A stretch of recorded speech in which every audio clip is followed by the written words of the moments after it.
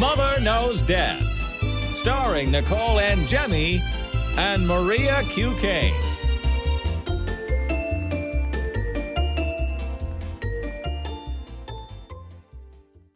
Hi, everyone. Welcome to Mother Knows Death. We have a great show for you today. First, we're going to talk about a sports figure who had an operation to remove some of his toes and decided to keep one of them in a very unusual location in his mansion. An accident involving a very large nail and a 7-year-old child. A man who was killed by a lion on a camping trip. Another case of a person faking an illness in order to get GoFundMe money. And, of course, other possible uses for period blood. Let's get started with this amputated toes story. Ex-darts star, I didn't really know that was considered a sport, playing professional darts. Bobby George has a genetic deformity which required him to have 4 operations to remove some toes, 2 on each foot. Interestingly, he was allowed to keep one of his toes that he had removed, and he keeps it in a vodka bottle that's on display in the bar of his home. Yeah, so the doctor handed it to him. I guess it was in formaldehyde at some point, and they were like, okay, we could give you this toe, but you're not taking the formaldehyde home. So that to me means that it was already fixed for a couple days, which is good. So he was like, well, I guess I could put it in rubbing alcohol or something. And he was like, no, I'll just put it in vodka. So now it's on display. And he said sometimes he whips it out and asks people if they want a cocktail or a cocktail. So I guess this is a common thing that people go through. Not common, but it happens to people that they have problems with their feet. He had really didn't say exactly what he was diagnosed with, but just said he had overlapping toes that ended up being so uncomfortable and painful. There was a point where he wanted to cut them off himself. And I've heard that from people before. So you can get something like overlapping toes with something like rheumatoid arthritis, which is an autoimmune disease of the joints. My dad has a couple that are going that way. Oh my God, my grandmom's feet were ridiculous. They were like pinky toe all the way going over to the big toe. It was crazy. But you could also get it from having flat feet, bunions. There's all sorts of other reasons that you can get it too. So we don't know what he had. He did say in the article that he had other issues with his hips, having arthritis really bad in his hips. But rheumatoid arthritis is an autoimmune condition, whereas osteoarthritis is like wear and tear on the joints just from getting old. So they didn't really say exactly what he had going on in his body. But yeah, he got all of his toes amputated. So he looks like he's got like little stumps, I guess. People are surprised to even hear it when he shows them. And I just think this is kind of cool. Like, that's something I would want to do. So it's cool. Can you imagine being at his house for like a party or something and him just being like, oh, go behind the bar and grab whatever you want. And then you end up grabbing the toe vodka bottle. Well, it's also interesting because I always thought, like back in the day, they used to let little kids take home their tonsils and stuff like that. And when you look at it, it just looks like a piece of chewed gum in a jar. But there's something about toes and fingers that are they're human. They make it seem human, and you look at it and you're like, that's a body part. It's very clear to distinguish it. And I don't know. I just think so that it's probably disturbing. Like you come over my house and you're like, whatever, when you see stuff, but when you're at like a regular person's house, you're just like, this is really weird. And one of the interesting things though is that I wanted to tell you guys in case you want to take your toes home. It had already been fixed in formalin, so it was kind of the formalin stops the decomposition process from happening. And a toe is little, so they can get penetrated very easily with the formalin. So you can transfer it to alcohol at that point. Now the vodka is like, okay, whatever, I get the joke, but it's only 40% alcohol, whereas like you might want to do an isopropanol alcohol or something that's like 70%. The less water, the better. It might preserve a little bit better. But yeah, I think that this is so cool. It is. Yeah, I'm bummed there's not a picture of it. Definitely interesting. All right. In India, a 7-year-old boy was playing when he fell down and landed on a 3-inch nail that went through his neck up to his brain. We've been having a lot of stories like this lately on here, but in the gross room as well, of just these insane, like the one we were talking about last week in the gross room was this crazy domestic violence situation involving a knife that went through this poor woman's face and head. And it's like you always hear about these horrible things that can happen, and it just misses a major blood vessel and doesn't kill the person. And it's kind of really interesting that happens all the time. You look at this imaging and you're like, how did this kid have a nail that was 3 inches long in their little tiny head and not hit any vital structures? It's just kind of amazing. No, it really is, and he's really lucky because they did surgery. It ended up being successful, but that could have been so horrible. I can't even imagine. This reminds me of this one time, because when my grandparents used to come visit my mom and my grandmom used to go out shopping or something, and my dad and my grandpop were in charge of watching my brother, which entailed them sitting on the couch and watching sports and my brother just doing whatever he was doing, and he got into trouble. He was little, and he had these big railroad nails. They, the ones that they're those huge ones, that they would use to put down in railroad. Mm-hmm.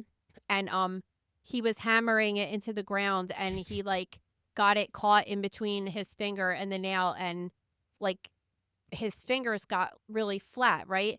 So he came home, and so he went up to my grandpa and my dad and was just like, "Oh, I hurt my finger," and they shook his head and they're like, "You're fine." And then my mom comes home, and they ended up taking him to the hospital. He at least had broken fingers. I think he may have had to have did he have to have surgery? I don't know if he had to have surgery, but he definitely broke his fingers. Like he crushed the bone of his fingers. It was crazy. And like my grandparents and my dad were like, just put a Band-Aid on it. So yeah, like kids could get hurt playing with things like this. So but he's fine. It seems like he was in the ICU. I mean, he's, as far as this article is written, it seems like he was still recovering, but like he's alive and he doesn't have any major damage. All right, in South Africa, this man was camping at a luxury resort with his wife, and when he stepped out of his tent to use a toilet, he was attacked by a lion and got killed. I don't know, like I never camped, and I always wonder that. I mean, obviously, if you're camping in the woods, there's things that live in the woods, right? So if you're in Africa and these things live in the woods, like is this a surprise? Well, I guess you would want to hope if you're at like a luxury resort that they have everything, kind of. But like what? They don't But- have it blocked off. This isn't like Disney World. Well, this is what I'm talking about. And alligators and stuff even get into Disney World. It's not foolproof. They can because it's nature, and that's their home, not your home. So like they don't care that you're there. Yeah, I don't know. I don't know. I mean, just think about being camping with your loved one and seeing them get ripped apart by a lion must be terrifying, because No. if you've seen how they eat other animals, it's not pleasant. No, and they were saying that others were able to scare the lion off, but like obviously too late. I Yeah. assume their attacks are very quick and they hurt and they're very painful. Yeah. If you And survive like it. what hospital are they near to get any kind of treatment, even if it was survivable? Like it's not like being around here and just calling 911 and having an ambulance show up and being at the hospital in 20 minutes, Yeah, like you're in the wilderness. This episode is brought to you by The Gross Room. All right, so this week we did physician assisted suicide for a high profile death. I don't know what we're doing next week. That's still up in the air. We have a couple things on the list, but We have we'll a keep couple everyone things on their toes. Yeah, we have a couple things on the list, but we're always like, stuff happens, and then you always want to have the breaking news for the death. Okay, so we're talking about healthcare workers and things that they've had to encounter on their job, like live maggots on patients. It's really disturbing, some of these videos. I titled one of them, "This is exactly why I can't be a nurse," because I can't imagine having a person that has live maggots living on them and just having to take care of them and having a smile on my face, because normally when we get either obviously a body that's dead with maggots on it or body parts, leg or some amputation, we're in the lab by ourselves and like the patient can't see us, and just it's kind of disturbing seeing a parasite on a person. Yeah, we also have this other interesting video of a guy who was pulled out of the river, and you could see exactly what happens to a body in that situation, which is really, again, disturbing. So check that out, all that and more. Yeah, head over to thegrossroom.com. All right, so we have another case. It seems like we're having one of these a month at least of a person faking an illness. This this is so weird. So, a 30-year-old woman checked herself into a PA hospital under a fake name where she ended up staying for over a month and racking up a bill of over $560,000. So, she told the hospital she had sickle cell anemia and would pay for the services out of pocket, but they ended up getting suspicious of her after she had already been staying there for a month when she had a test that revealed she did not have sickle cell anemia. This case reminded me of the what's her name? Gypsy Rose situation. Where remember her mom like brought her to a hospital and was like, my kid has cancer, and they were like giving this kid chemotherapy without proving that the kid actually had cancer. Yeah, so they're trying to argue that she had legitimate medical documents signed by a she had Yeah, these but I'm just kind documents of that like seemed sickle legit. cell. I feel like sickle cell is something that you could test with blood tests. And I'm like, if you have a strange person coming in that says they have all this stuff, like, why wouldn't you just test just to be like, where is this patient at? Because I can't imagine that her blood work, like, it was normal. So I don't understand why that wasn't. And I guess, like, when you're having treatment, it might normalize or something. I don't know. It just sounds a little weird to me that this person was getting medications, like these hardcore medications that could be sometimes for sickle cell, and wasn't even, didn't have it, and nobody knew it for a month. A month to me is so long to be in the hospital It and like is. Like, it is. It's, dude, if you're in the hospital for a month, you're like dying. that's what I'm talking about. That's an insane amount of time. I feel like it takes a lot for them to even keep you overnight, let alone an entire month. So after they got suspicious of her, they confronted her. She presented them with a fake ID and then checked herself out of the hospital. And then they discovered that she had done this at 2 other hospitals. But I guess the motive behind this is she was trying to steal money on GoFundMe. Yeah, But I don't understand. she was trying to get people to feel bad for her on GoFundMe to give her money for her But why treatments. go through with the treatments? Couldn't you just Just lie? lie. Exactly. Like, who knows what medications she just put in her body for absolutely no reason. Like we say this all the time. Like, those medications they're not good. They're just to help you when you have, like, sickle cell is a really terrible disease for people. It causes, so you know how you have hemoglobin on your blood cells and your blood cells look like kind of like little pillows or like Cheerios that are filled in. They're like these circles with little divots in them. That's what they're normally supposed to look like. And they carry hemoglobin to all of your organs all around. Well, sickle cell is a hemoglobin disorder. So it makes them, it's called sickle cell because it makes them look like a sickle or like a crescent moon. That's what the cells look like under the microscope. That's what I'm saying. You could see it under the microscope. And those cells can clump up and cause clots, and it could be super painful. And you get like, so when you have it, you could get something called a crisis, which is when this happens and you're having this widespread pain throughout your body. I don't understand between the symptoms and the microscopic findings and the blood work, like how they did not know a patient wasn't presenting like a typical patient that had something like this. That's what I'm talking about. And then on her end, it seems completely idiotic to go through and get the treatments when you Yeah. could just lie and I don't know, or go one night and take Yeah, pictures or I would whatever you really like need. to know what she was doing because like something doesn't make sense to me because That's I what I'm feel like talking about. if you get medication for something, they're going to check your blood work and be like, okay, like they're not going to be adding things or giving you additional things when everything looks fine. I don't understand. I hope one of you guys know more about this case and can tell us about it. But let's get into the last story of the week here. This is a good one. Researchers in Zurich have developed a pad that can analyze menstrual blood. So this is really cool. I think a lot of different people are trying to get onto this technology. So we had an article last year that was about menstrual blood being used because a lot of people think like, okay, women have about 450 periods a year and you're just like throwing away this blood and maybe we could find something with this blood. So the article we have from last year showed that there was these strips you could put on the pad that would go give you results through a smartphone app, but you had to send these strips into a laboratory to get results. And mainly that was monitoring like A1C, which is a super important thing that you would want to do if you're pre-diabetic or diabetic. It gives you more of a representation because it's continuously monitoring your blood for 7 days throughout your cycle and stuff. So it's kind of cool, that technology.